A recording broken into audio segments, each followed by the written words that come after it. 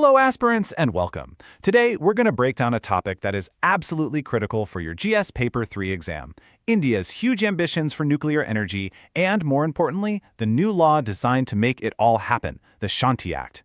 We'll look at everything you need to know for both your mains and your interview. What you're looking at here, well, it really captures a massive national goal. You see, India is betting big on nuclear power. It sees it as a cornerstone for its energy security and, of course, its climate goals for the next few decades. But to turn this vision into a reality, a major policy shift is needed. So here's how we'll tackle this. First, we'll get a sense of just how big India's nuclear ambition is. Then, we'll dive into the SHANTI Act itself. After that, we'll look at the role of the private sector, and then, very importantly, we'll discuss some serious concerns that experts have raised. And finally, we'll pull it all together into a balanced perspective that's perfect for your exam answers. Let's get started.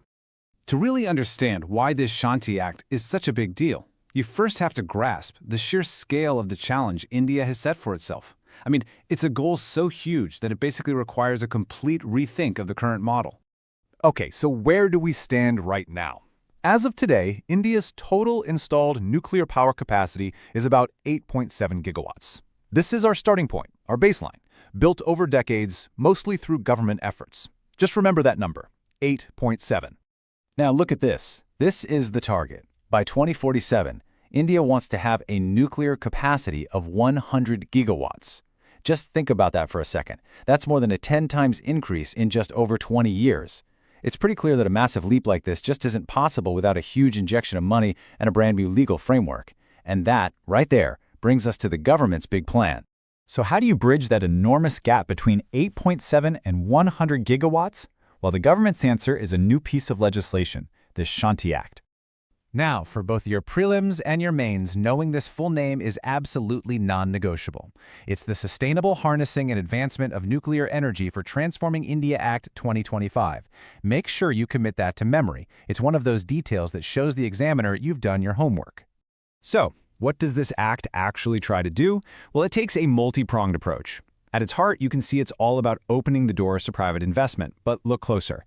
It's also about modernizing some pretty old laws, creating a single, streamlined regulatory framework, and, this is crucial, making sure there's money set aside for the long-term stuff like managing waste and eventually taking the plants apart. Now, opening up the sector is one thing, but actually getting private companies to invest their money? That's a whole different ballgame. These companies have a very clear list of what they need before they'll commit billions of dollars to something as complex as nuclear energy. According to industry experts like Rajan Raghavan from Tata Consulting Engineers, private investors are looking for 4 key things. First up, they need clear and workable sites. Second, they need access to technology that is affordable and has a proven track record. Third, they need significant government support, or what you might call hand-holding, especially in the early stages. And finally, of course, the numbers have to work. They need a viable tariff structure so they can actually make a return on their massive investment. And this point about proven technology is so important. It seems the private sector is leaning heavily towards India's own 700-megawatt indigenous reactor. So why is that? Well, it's a homegrown design, it's proven to work, and it uses natural uranium. All of that makes it more affordable and helps avoid the super expensive, super long validation process you get with foreign reactors.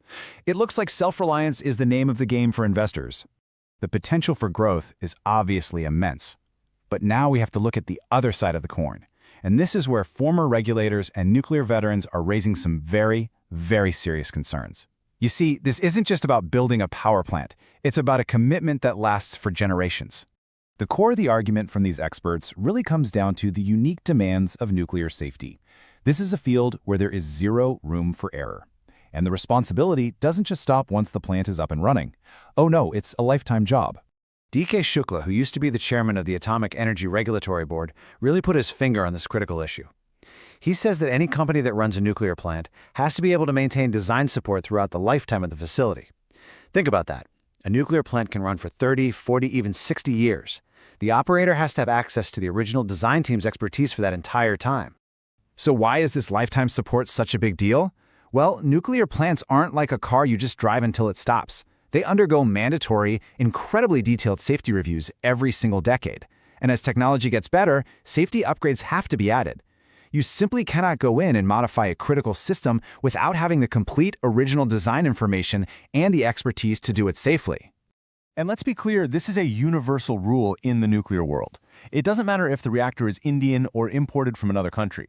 The design integrity has to be protected for the plant's entire life. The real concern here is whether a private company, especially one using foreign technology, can actually guarantee this kind of support for half a century or more. I mean, what happens if the foreign company that built the reactor goes out of business in 20 years? These are the tough questions that need answers. So for your mains answer, it's absolutely crucial to present a balanced view.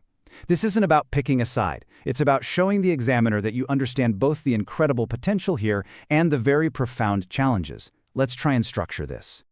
On one hand, you have the opportunities. The SHANTI Act is the key to hitting that 100 gigawatt target. It'll bring in much-needed private money and efficiency.